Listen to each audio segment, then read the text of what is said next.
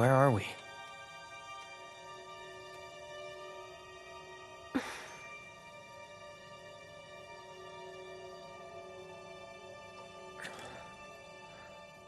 I'm waiting, Cloud. Hmm?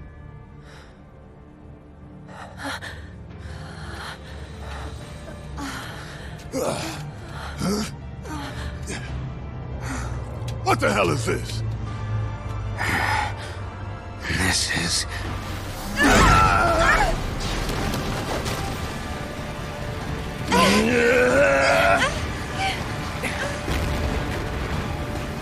Sephiroth.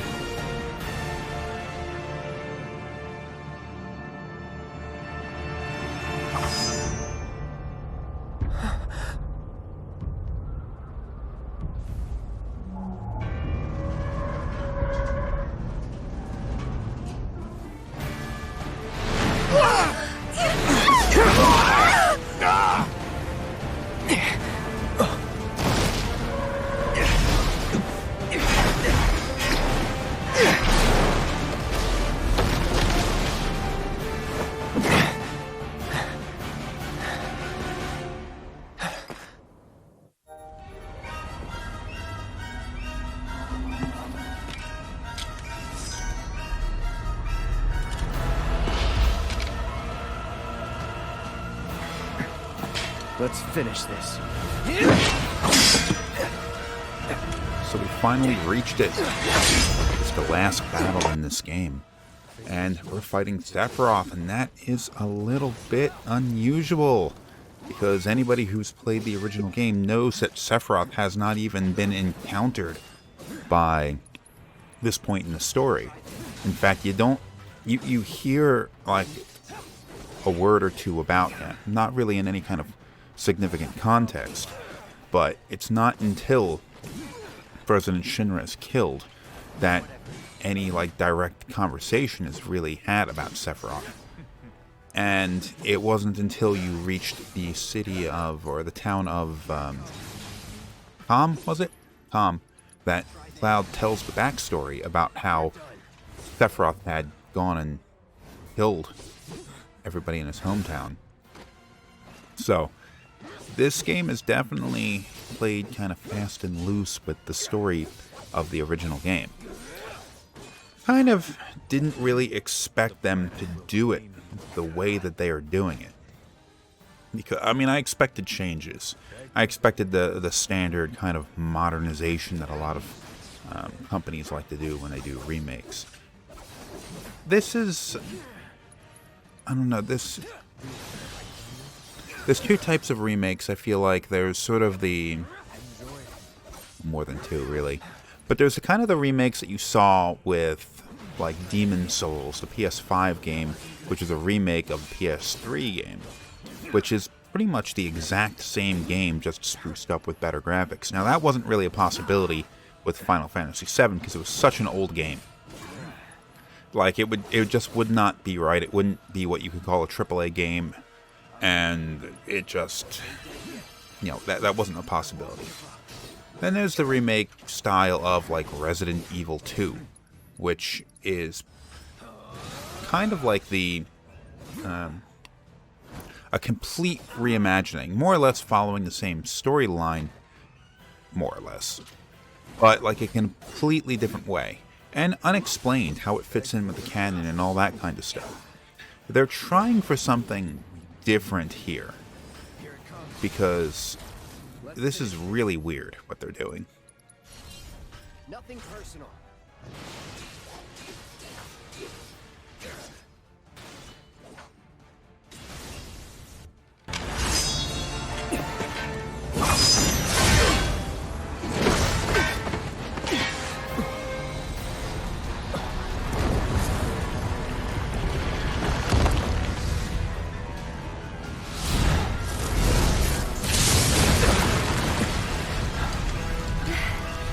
Did you miss me?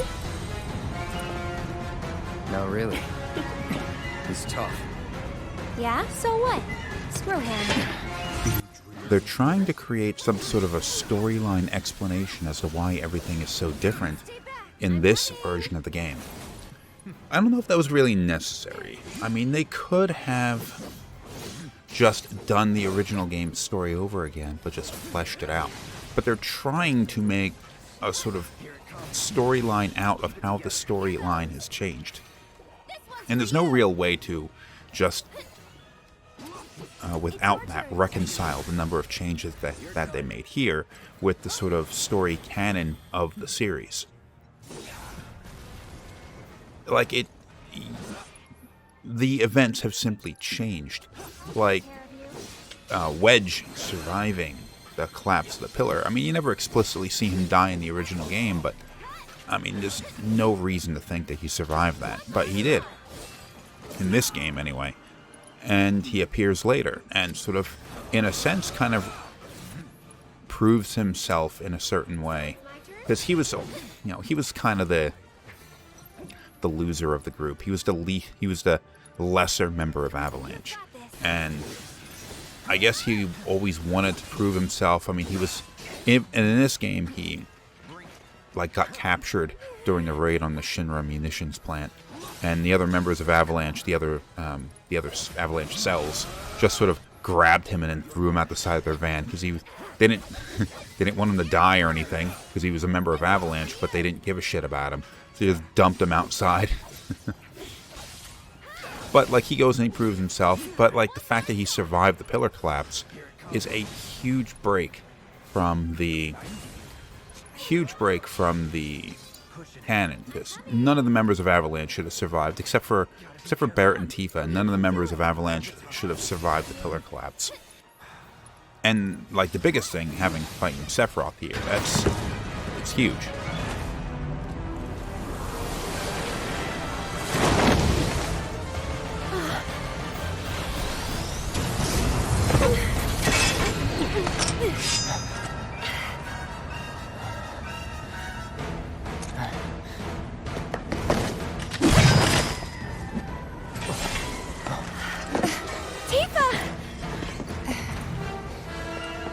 What'd I miss? Let's go. Beg for forgiveness. In fact, the changes are so significant that I'm starting to wonder what the rest of the series, well, not just starting to wonder, I've been wondering this the entire time, what implications this has for the rest of the series. But I'll get a little bit more into that during the credits. At this point, I want to talk a little bit more about what's going on now. This is kind of an interesting final battle, because I mean, they had to have a fight with something a little bit higher stakes than just that thing that chased them down the road, which was the boss battle at the end of this section of the game in the original game. When escaping from Midgard, the final battle was just that weird tank thing at the end of the motorcycle chase.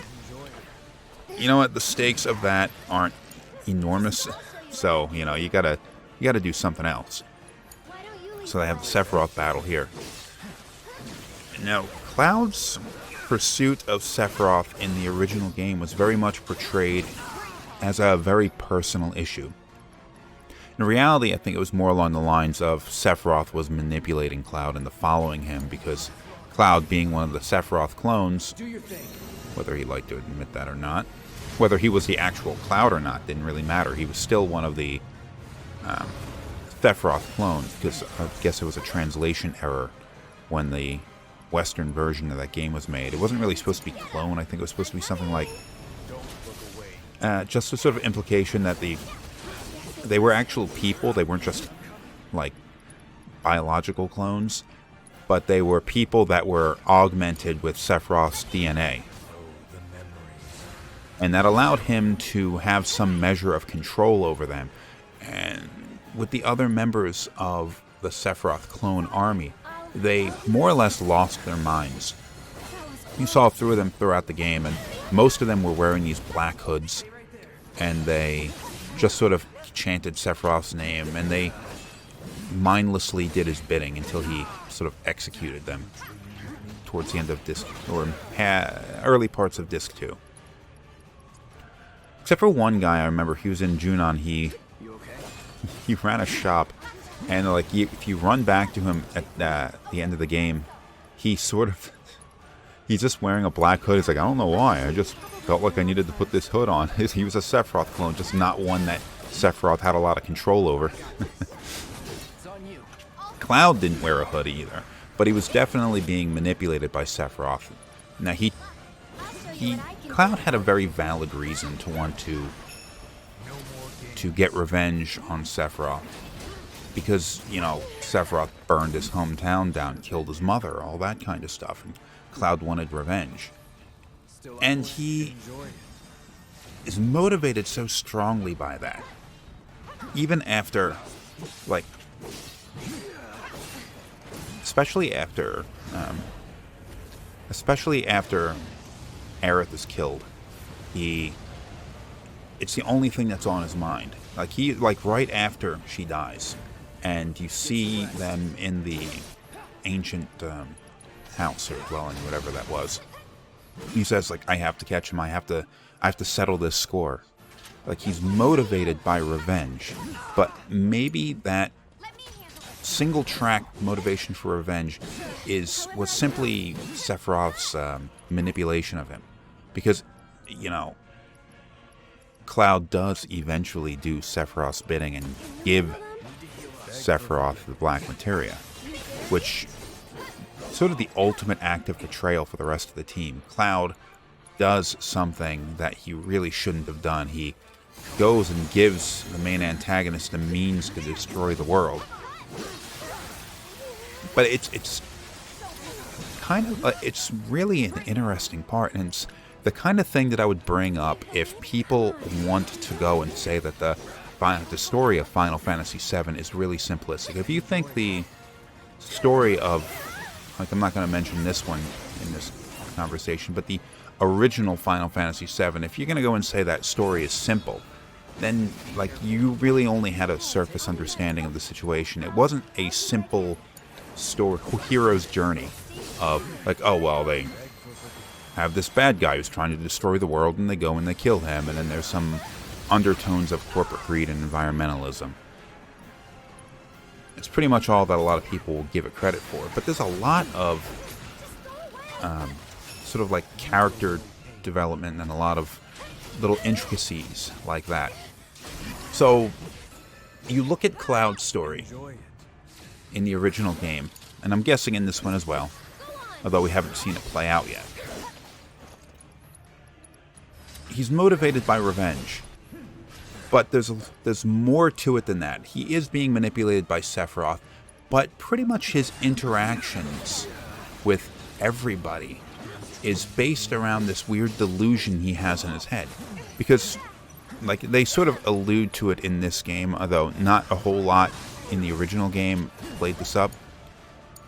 But Cloud, his memories of his life and his perception of who he is and everything like that are not true. He's not lying. He's just misunderstanding who he is. He doesn't know who he is. There was a guy named Cloud, and he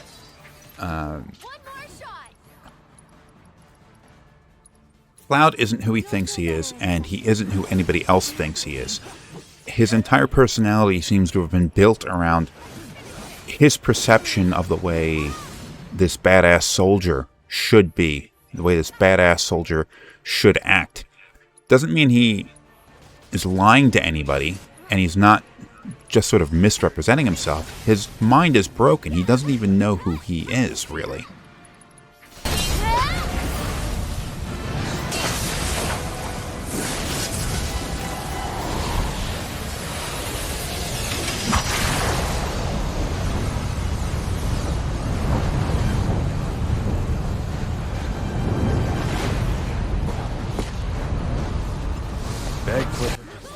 So whenever Cloud meets anybody in the game, at least in the early portions of the game, he seems to only, like, behave the way he thinks that they expect him to. So when he runs into Barrett, Barrett is very hostile towards him because he thinks Cloud was a soldier, and he definitely did work for Shinra. So he's a sort of a Barrett's perception of what the enemy is. So Cloud is very arrogant, and he's very aggressive with him. Cloud, when he's speaking with Tifa, can be a bit of an asshole at times, but he's not as aggressive with her. He just sort of... he behaves as though the two of them were in fact friends when they were kids, which, as it turns out, wasn't true either. Because, spoiler alert, Tifa doesn't have a particularly good understanding of what happened in their past either. She sort of has this warped perception of how close of a relationship the two of them had. And Cloud kind of plays off of that. He sort of unknowingly sort of falls into the same mental trap that she did and behaves the way he thinks that she expects him to. And a lot of his behavior seems to have been modeled after Zack Fair, the way he saw Zack act. And Zack was an arrogant fellow, so Cloud is an arrogant fellow. So that kind of personality that Cloud is emulating of Zack is what causes a lot of people to dislike him, what causes Barrett to or at least somewhat causes Barrett to dislike him. What is actually what I think caused Aerith to have a certain attraction to him. Because she sees this guy, he comes in wearing the same uniform that her boyfriend wore, her lost love that disappeared 5 years ago, and she never found out what happened to him. But this guy shows up wearing the same kind of uniform, actually is the same uniform, but acting similar to him. Of course she's going to be attracted to him, because he reminds her of her lost love. But this sort of weird interactions that these characters have really add quite a bit of depth to it, because these characters aren't any kind of like surface level characters. And of course, they don't have just surface level depth. Of course, it falls into the trap of being an old RPG, and that the dialogue between the characters, it feels really truncated in comparison to what you would see in more modern games, or what you'd see in a novel or something like that. Like the conversation, I think it does strike a pretty good balance, though. Let's say if you wrote the scene when the characters returned back to Seventh Heaven after the first bombing mission, if that were written in the Final Fantasy VI style, or Final Fantasy VI and before style, the dialogue would be like 5 lines long. Cloud would go back, he'd talk to Tifa, one sentence between the two of them would be exchanged, and then Cloud would have some 1 or 2 sentences exchanging with Barrett, and then they'd be like, okay, next mission's tomorrow. This one stretches it out, and the conversation goes on for a bit longer, but really it only lasts for a couple of minutes. Now in the remake, that section of the game is stretched out for, I don't know, if you add in all the crap that goes on, because the bombing mission takes place a couple of days later, the second bombing mission that is, it could take like a couple of hours. But this game maybe is a bit too long, but I feel like it's perfect balance, because this isn't a novel, this isn't even a movie. I don't expect it to be something that takes that long. But it was just long enough to get you through the idea, to get across the idea, the relationship these characters have. I am rambling here, really I am. It gets across the idea that these characters distrust each other, that Cloud and Tifa have some attraction to each other, but it's strained. And there's more depth there than a lot of people give it credit for. But it doesn't drag itself out for a long time. Barrett! Welcome back.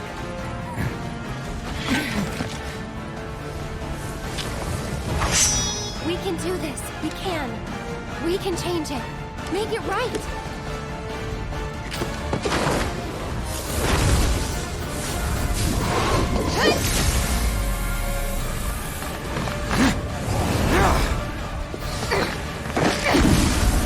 Cloud!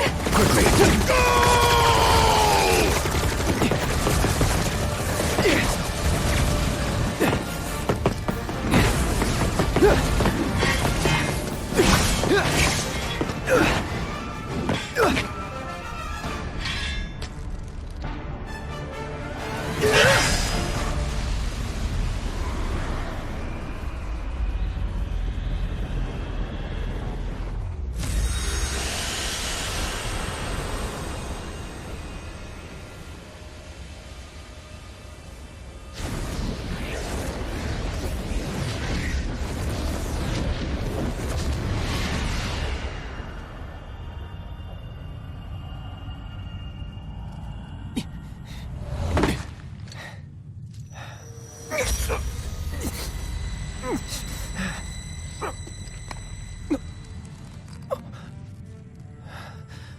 careful now.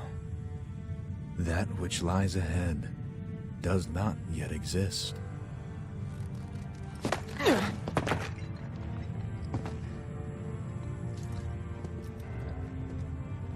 Our world will become a part of it one day, but I will not end. Nor will I have you end. This is... The edge of creation. Cloud, lend me your strength. Let us defy destiny together.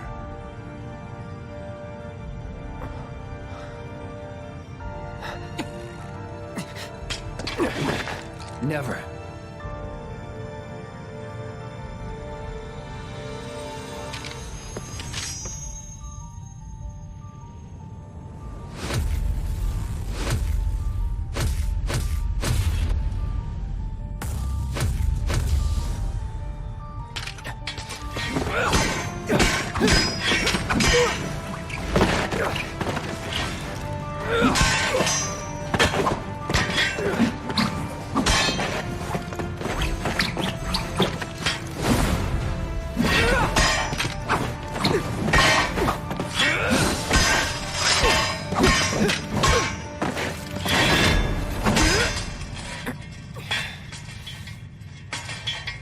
Not yet.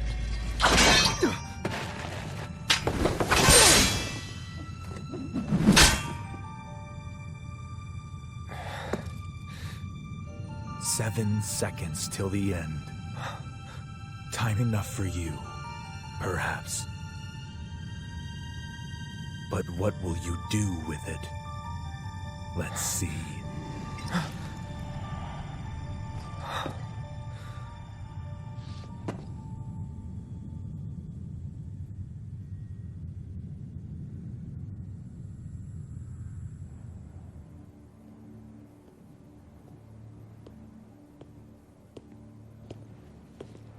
Mr. Vice President.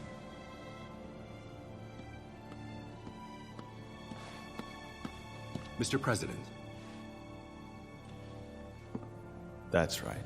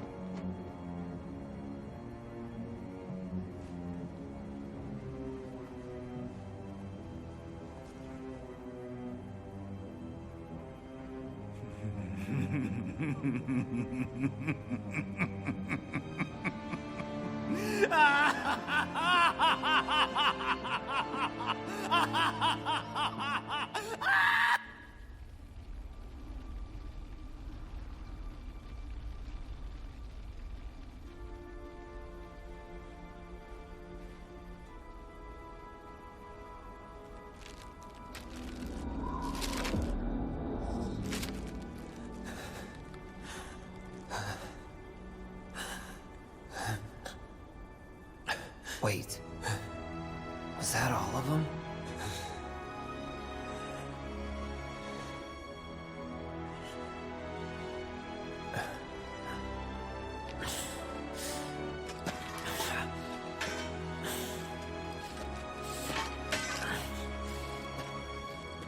Hey, Cloud. Do you see that?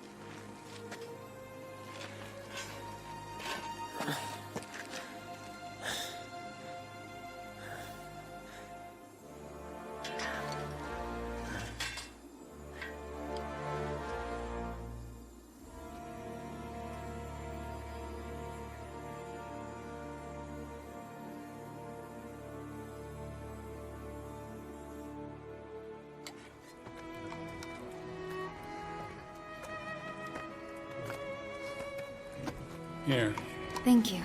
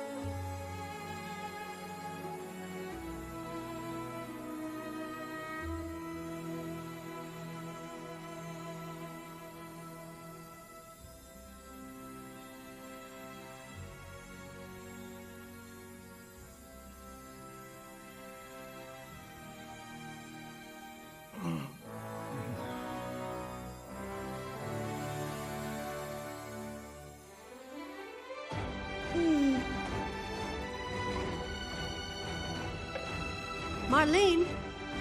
Coming!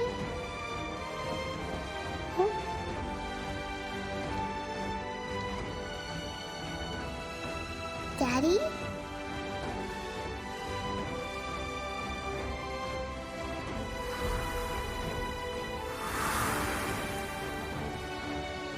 Marlene!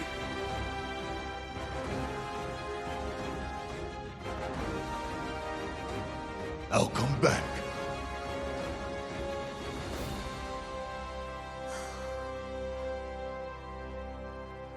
So, what now?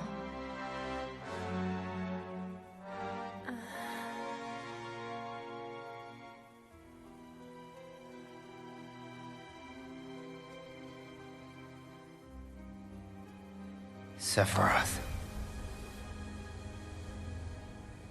As long as he's still out there, I thought you beat him.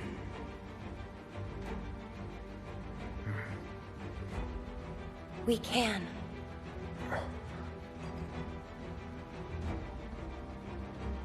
We will. Count me in. If it's to be a hunt, you could use a nose like mine.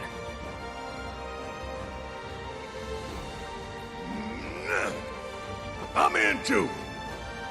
Bastard wants to destroy the whole planet, doesn't he? An enemy of hers is an enemy of Avalanche.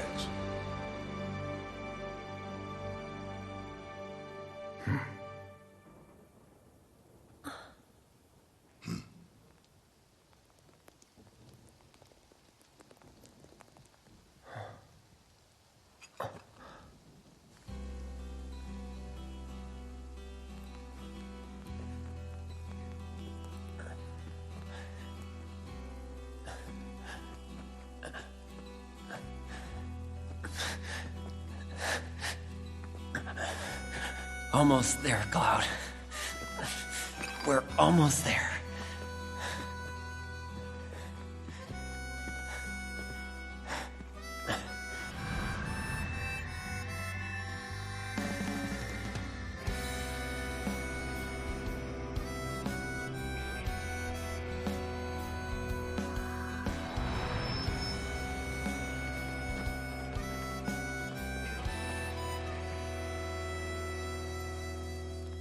I miss it. The steel sky. I would be lost, drifting alone, floating up high. Okay, so I understand that there is an alternate ending to this, but to see it, I've got to go and play through the Yuffie intermission, is it called? The Yuffie DLC, which, even though that came out quite a while ago, I haven't done yet, and I'm gonna have to do it as part of this playthrough series. So, although this game is basically finished, I'll go and I'll play through that, and then I'll put the alternate ending, which is extended. And I haven't seen it, I've been avoiding watching it on YouTube or anything like that because I wouldn't experience it proper. But I just haven't gotten into intermission yet. So I do have some questions about where this is going, because I have a feeling it's sort of going to play out similarly to the original game, where, like, okay, so we're going to go to Calm next. And then we're going to go to the Chocobo farm, and then we're going to get to Fort Condor, and then we're going to get to Junon, and all that stuff is more or less in a basic framework going to play out the way that it did in the original game. Very loosely, though. But they've already introduced so many changes that it's kind of going to make it's just sort of like a flare going up saying, like, yeah, things are going to be different. Because, you know what? Biggs isn't dead. And not that Biggs was an important character in the original game, or even in this one. But him not being dead is not a small difference, but an even bigger difference. And I'd say the biggest difference, the one that really shocked me and makes me question what we're going to see in the future, wasn't the encounter with Sephiroth earlier and all that, but it was the fact that Zack isn't dead. And that does have me a little bit questioning and a little bit worried about where this series is going to go. Because one of the things anyway that made the original game so memorable was the way that it was portraying death. And, like, Aerith dies, in a sense, kind of needlessly. Aerith disappears in the original game after Cloud attacks her. And she knows that it wasn't Cloud's fault, that he was being controlled, and she understands that it was on her, or she felt it was on her to fix that problem. So she disappears and she attempts to summon Holy in order to destroy Sephiroth. But it doesn't work, and Sephiroth kills her. And then at the end of the game, you see they defeat Sephiroth in order to allow that Holy spell that she cast to destroy Meteor, but it doesn't end up working. Holy doesn't actually work to destroy Meteor. It starts, like, turning itself on the planet. And it's the life stream, the planet itself, that actually comes to its own aid and destroys the meteor and basically saves everybody on the planet. So in a sense, Aerith's death was meaningless, because what she did didn't save the planet, and the way that she died was just so suddenly. And you feel the pain and you feel all of that, but it felt, especially at the time when you didn't understand what she was trying to do, felt so meaningless. And that concept of a meaningless death was carried into the death of Zack. And Zack, in a sense, was even more depressing, because he was this guy, he was Cloud's friend, and he was Aerith's boyfriend, and he breaks out of the lab, and he rescues Cloud, and he's bringing him back to Midgar, and all of that. And then, at the end of his journey, he is just sort of, like, unceremoniously gunned down outside the city. And another one, it felt so meaningless. And you know what? I mean, as much as it makes sense to have, like, a big epic death like Hojo, like what Rufus had, and I'm not going to say Rufus survived that, because as far as I'm concerned, he didn't. His death at the end of the second disc, when the weapon attacked Midgar, he had a sort of an epic death. You know what? In real life, death doesn't happen that way. People don't have these. It felt depressing, like death mattered in this game, because somebody dies, they die needlessly, and then everybody else has to go on without them.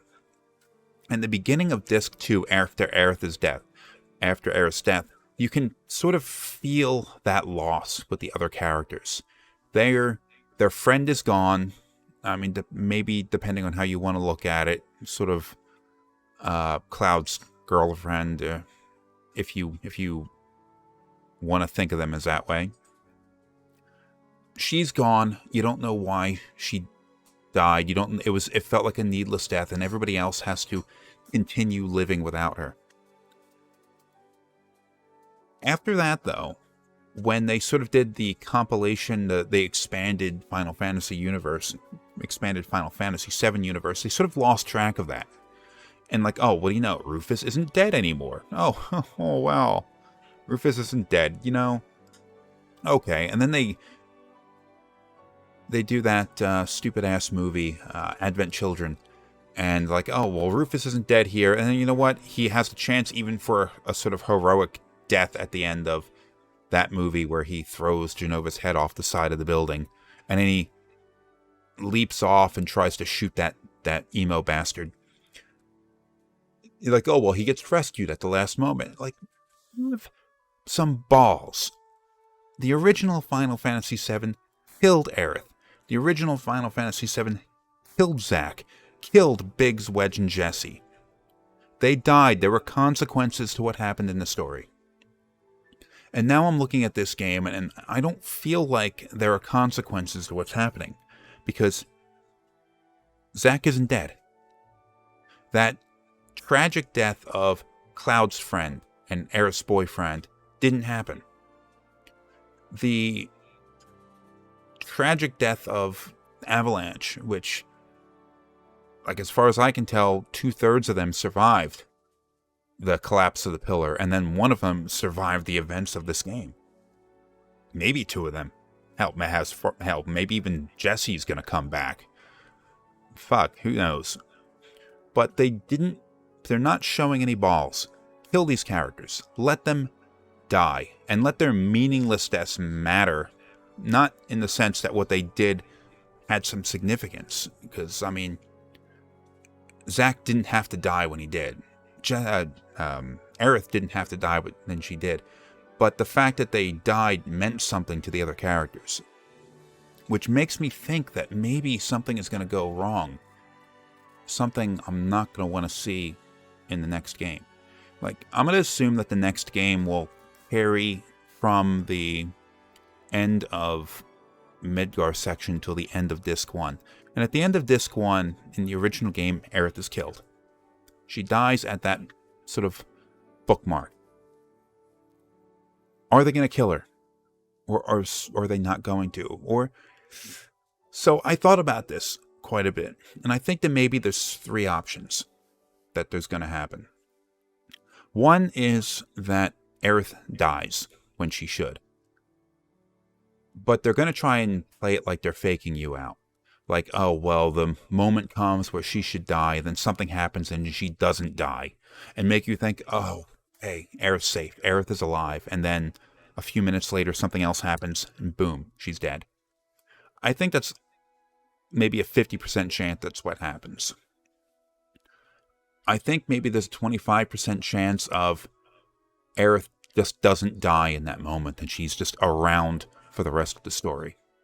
And the implications of what that change means comes back, and, you know, you live with that, and then the story goes on with Aerith in there, and her effect in the story carries forward. Then I think there's another 25% chance that Aerith doesn't die, and you sort of have that sort of release of tension, like this character isn't dead, and then suddenly somebody else dies.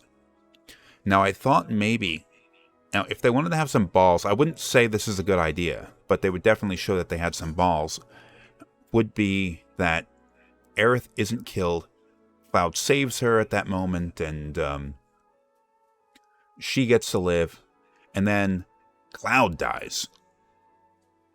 And Cloud isn't there for the rest of the story. Now, that really wouldn't work out. I think that would be a bad idea. I think, honestly, it would make even it wouldn't make sense to kill another character, but let's say you're going to kill Barrett or Red 13. I think none of the other characters really make any sense other than Tifa. If, you know, I'm not going to... I think it'd be a bad idea to kill a different character other than Aerith. I think Aerith's death is too important to the story to screw up. But I wouldn't want to see them some stupid fake out. Anyway, I'm just speculating. I don't know what the rest of the story is going to involve until the new games come out, which I don't think will happen until next year. The next game. Maybe. I'll buy it when it comes out, but hell, I'll make a video series for it. Hopefully it won't take as long as this one did. The game itself, though, I'd have to say this worked out probably as well as I could have hoped. I'm always a little cautious over the idea of these remakes. I hate movie remakes. Very few movie remakes have ever turned out to be any good in my eyes. I don't like the idea of some modern perspective being taken on an old classic. It just feels like you're going to ruin what the original was. And you see something like Twin Snakes, the Metal Gear Solid remake for the GameCube, and like you kind of ruined it. Your perspective on events was a little screwed up, and your vision of the game, I feel, was wrong. I think something like Resident Evil 2 remake was it was not a particularly faithful remake to the original, but it worked really well for what it was. It doesn't supplant the original in my mind, but it's pretty good. Then you get something like the Demon Souls remake, which is more or less the exact same game over again, just a lot prettier. But I knew that they were going to make a lot of changes to this game. And I'd say that this is not a bad game. I know some people hate it. I'm not going to say I hate it. I don't hate it. It's not replacing the original in my mind. It's just sort of this own entity unto itself. If I ever get feel the need to play through the original Final Fantasy VII again, this game is not going to be a good placeholder. In fact, I may never actually play all the way through this version of the game ever again. Maybe I will, once all of them are released, just to sort of refresh my context. But it's not a bad game. The changes, I do have some questions to the changes, but I knew that they had to change something, because the original game's story pacing wasn't going to make a lot of sense in a modern AAA game. So they had to slow it down and they had to drag it out a bit. Unfortunately, I feel like there were some issues because they want to portray it with this kind of open world, which I don't think every game nowadays should have an open world. Some things should be a little more linear. Yeah. So you get this semi-open world with this game, and they put all these side missions in there. And, oh my god, the side missions can be such a drag sometimes. And especially right before they climbed the pillar to ascend up to the Shinra building. I forget what chapter it was, but it was before, the final Shinra dungeon kind of thing. It throws a bunch of side missions in there. It's it felt so weird. It screwed up the pacing of the game because, you know what? You gotta go and rescue Aerith. But you're like, you know what? Maybe we should go help somebody put a flower on his dead wife's grave. No, you've got something important to do. Why? The pacing of the story says that you should move forward at this point. You shouldn't linger. But, they lingered because, side missions. Because they had to fill out this section of the game. And the dungeons were too long. It started to feel like a bit of a drag going through some of these dungeons. And of course they did it because, you can only there are only so many main dungeons in the original game, and you couldn't just add more. Without screwing the game up even more than they did. So they just made the dungeons longer. They were just too long. I really felt like it was starting to drag especially with the second bombing mission is when I started to feel like the game was dragging. Like playing this mission out, which really, in the original game, only took a few minutes to get through the second dungeon. And then, like, oh, well, the travel through the subway section took longer than the entire second bombing mission in the original game. But then, you know what? You had to go and climb through the subway, then you had to go and climb on the underside of the plate, then you had to get into the actual power plant and do that, get to the center of it, then get out, and then that's when the boom happens and Cloud falls down into Sector 5. So it's like, geez, it's taking forever. So I'm hoping that's actually not something that we're going to have a problem with in the second chapter of this, because if the game does go as far as I was thinking it should, which is from the end of the Midgard section to the end of what was originally Disc 1, that's a fair bit of game. And there are a good number of dungeons in there, and a good amount of traveling through the field and all that kind of stuff. And maybe, just maybe, that leaves enough individual story beats that they don't have to drag out things like they did in this game. And especially if we're looking at a place like where you have a sort of an open, more of an open world, in a world that happens to be large enough, because, you know, this is not, hopefully this isn't going to be like a PS4, Xbox One game. It's going to be PS5, Xbox Series X or S game. And they can more fully realize a larger environment. It'll have the sort of side quests occurring in a more natural way than they do in this game. But anyway, I don't know. I haven't seen... I'm sort of trying to avoid looking up what the spoilers and all that kind of stuff, or breaking news of what the next game in the series is going to have. It's just sort of my wish list that it'll be a stretch out over a more significant part of the story, and it will be a larger environment to better fit the kind of semi-open world style that they're going for. And it will I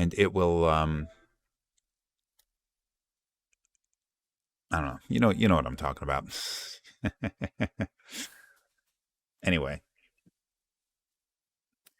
It's not a bad game, though. I would say that I enjoyed my playthrough of this. It's about as good as I could have hoped it was. So it scored a as good as I could have hoped out of 10. How's that sound? I will play Intermission next, though. Although I can't promise I'm going to get started on that right away. I do want to get through the Yuffie mission, and I want to see the final revised version of the second ending, which I hear is good, although I haven't seen it yet. Thanks for watching.